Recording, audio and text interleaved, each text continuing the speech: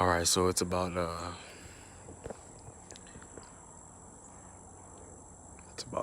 7:22 p.m.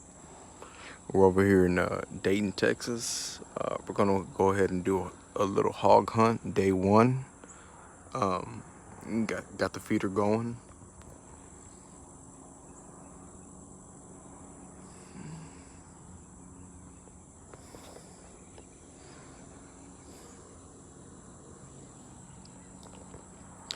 And hopefully we drop a pig tonight.